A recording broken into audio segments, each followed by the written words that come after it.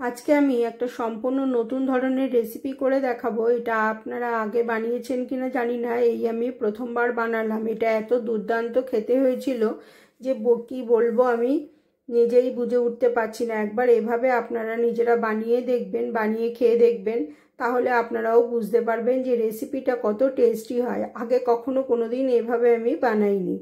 আমি এখানে দেখুন কত সুন্দর দেখতে লাগছে। এটা দেখে মনে হচ্ছে না যে পালং পনিরের রেসিপি, না, এটা সম্পূর্ণ একটা অন্য ধরনের রেসিপি। এটা পালং পনির না, এটা আমি বানিয়েছি মেথি শাক দিয়ে।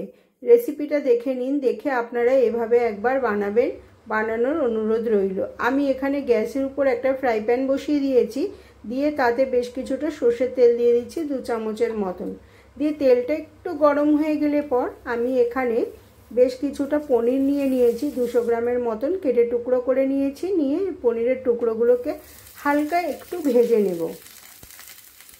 ভেজে নিলে এটা খেতে ভালো লাগবে। আপনারা যদি না ভেজে নিতে চান কাঁচাও বানাতে পারেন, সেখানেও কিন্তু টেস্টের কোনো রকম ফারাক হবে না। আর হালকা ভেজে নিলে পর খেতে ভালো লাগবে।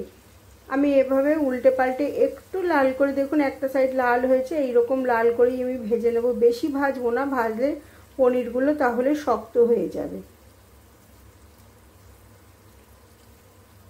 পনিরগুলো ভাজা হয়ে গেলে পর আমি এদিকে পনিরগুলো ভাজতে দিয়ে আমি এদিকে বেশ কিছুটা মেথি শাক নিয়ে নিয়েছি, 1 আটির মতো। নিয়ে ভালো করে কুচিয়ে নেব। মেথি শাকগুলোকে কুচিয়ে ভালো করে ধুয়ে নেব, পরিষ্কার করে বেছে নিয়েছি।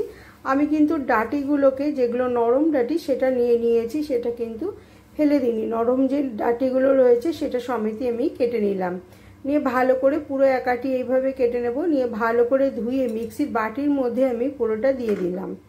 এবার এখানে একটা বেশ বড় সাইজের টমেটো কেটে নিচ্ছি, সেই টমেটোটাকেও কেটে এই মিক্সির বাটির মধ্যে আমি দিয়ে দেব। দিয়ে দিলাম টমেটোটাও মিক্সির বাটির মধ্যে। এবার আমি একটা ছোট টুকরো আদা নিয়ে নিচ্ছি, সেই আদাটাও আমি দিয়ে দিচ্ছি। আদাটাকেও ছাড়িয়ে নিয়েছি, ছাড়িয়ে কেটে টুকরো করে নিচ্ছি, নিয়ে দিয়ে দিচ্ছি।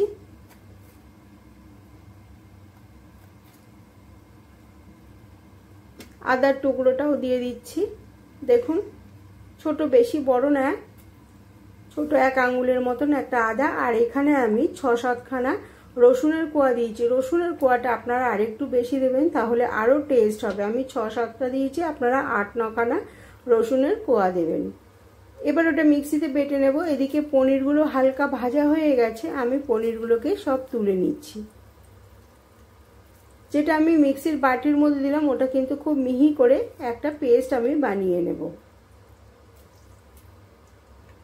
যদি অল্প জলের দরকার হয় জল দিয়েও আপনারা বেটে নিতে পারেন, সেক্ষেত্রেও কিন্তু কোনো রকম অসুবিধা হবে না। এবার যে পনির ভেজে যে তুলে রাখলাম তার যে তেলটা ছিল, সেই তেলটার মধ্যে আমি 1 চামচের মতন গোটা জিরে ফোড়নের জন্য দিয়ে দিলাম। জিরেটা একটু ভাজা করে নেব। আমি একটু তেল দিয়ে ঘুরিয়ে নিলাম জিরেটাকে, যাতে একটু ভাজা হয়ে যায়। এবার দেখুন পেস্ট আমি এরকম বানিয়ে নিয়েছি, সেই পেস্টটাকে পুরোটাই আমি ঢেলে দিলাম।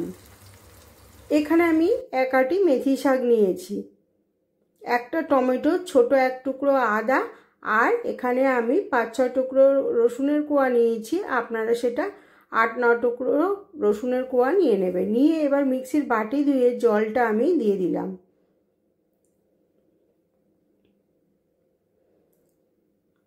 জলটা দিয়ে দেওয়ার পর এবার এটাকে আমি একটু নাড়িয়ে দেব।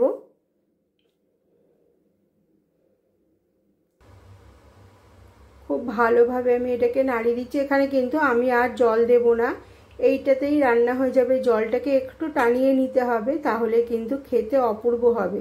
একবার এভাবে বানিয়ে দেখবেন।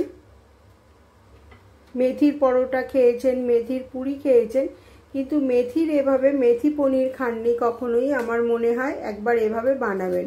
আমি এখানে স্বাদ মতো নুন দিলাম, আর 1 চামচের মতন গোলমরিচের গুঁড়ো, 1 চামচ আমি জিরে গুঁড়ো দিলাম, আর এখানে গরম মশলার গুঁড়ো দিলাম ছোট 1 চামচ, মানে বড় 4 চামচের 4 ভাগের 1 ভাগ। আর আমি দিলাম এখানে 1 চামচ চিনি। একটু চিনি দিতে হবে, কারণ চিনি না দিলে এটা ব্যালেন্স হবে না। কারণ এর মধ্যে এই যে মেথি শাকটা একটু তিতো হয়, আপনারা সবাই জানেন। তাহলে এই মিষ্টিটা দিলে এই মেথি শাকের তিতো ভাবটা অনেকটাই কেটে যাবে। এবার খুব ভালোভাবে আমি এটাকে নাড়িয়ে দিচ্ছি।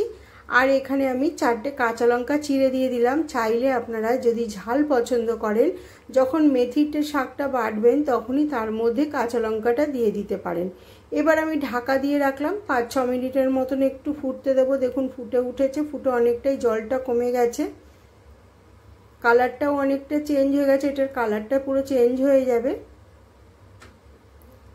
এবার এর মধ্যে আমি ঘরে পাতা টক দই 2-3 চামচের মতন জল ঝরিয়ে নিয়েছি, নিয়ে সেই টক দইটাকে দিয়ে দিলাম, ভালো করে ফেটিয়ে নিয়ে টক দইটাকে দিয়ে দিলাম।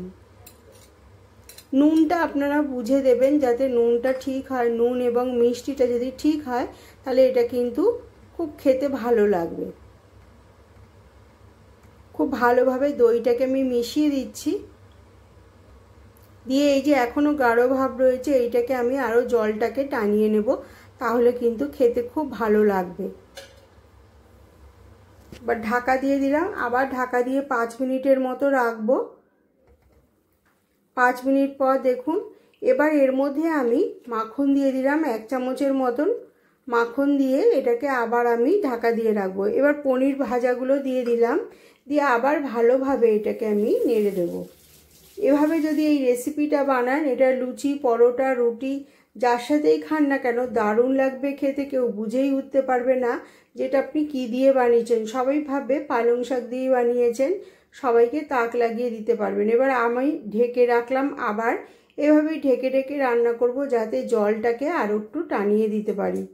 গ্যাসের ফ্লেমটা কিন্তু এখানে মিডিয়ামে রয়েছে, মিডিয়ামে রেখেই এটাকে আমি পুরো রান্নাটা করছি। দেখুন জলটা কতটা কমে গেছে। এবার রেসিপিটা মোটামুটি তৈরি হয়ে গেছে। এবার এটাকে আমি একটুখানি ঢাকা দিয়ে রাখবো, রেখে কিছুক্ষণ পর এটাকে নামাবো। এটা মোটামুটি তৈরি হয়ে গেছে। এখানে যদি চান আপনারা উপর দিয়ে আবার একটু গরম মশলা দিতে পারেন বা ঘি দিতে পারেন। আমি কিন্তু এগুলো দেব না, কারণ আগেই গরম মশলার গুঁড়ো দিয়ে দিয়েছি। আর যেহেতু এখানে আমি মাখন দিচ্ছি তাই আমি এখানে আর ঘি দেব না, এটা দিয়েই এটা রান্না হয়ে যাবে। মাখন দিয়েই এটা খেতে কিন্তু অপূর্ব লাগবে। আজকের রেসিপিটা যদি আপনাদের ভালো লাগে অবশ্যই সাবস্ক্রাইব করে আমার পাশে থাকবেন, লাইক শেয়ার কমেন্ট করতে ভুলবেন না। দেখা শেষে অবশ্যই একটা কমেন্ট করে জানাবেন আর একটা লাইক করে দেবেন। লাইক করে দিলে আমার ভালো লাগবে। দেখুন এইটা সম্পূর্ণ রেসিপিটা তৈরি হয়ে গেছে। এখানে একটা মেথি শাকের একটা গন্ধ আছে, সেই গন্ধটা কিন্তু চলে যাবে। প্রথম দিকে গন্ধটা আসবে কিন্তু শেষের দিকে এই গন্ধটা একেবারেই পাবেন না। আপনারা খেলেই বুঝতে পারবেন যে এটা মেথি শাক খাচ্ছেন কি পালং শাক খাচ্ছেন, নিজেরাই বুঝে উঠতে পারবেন না। আজকের রেসিপিটা তবে এখানেই শেষ করলাম। সবাই খুব খুব ভালো থাকবেন, সুস্থ থাকবেন। আবার দেখা হবে অন্য কোনো দিন অন্য কোনো নতুন রেসিপির সাথে। রেসিপিটা কিন্তু অবশ্যই একবার ট্রাই করবেন আর আমাকে কমেন্ট করে জানাতে ভুলবেন না।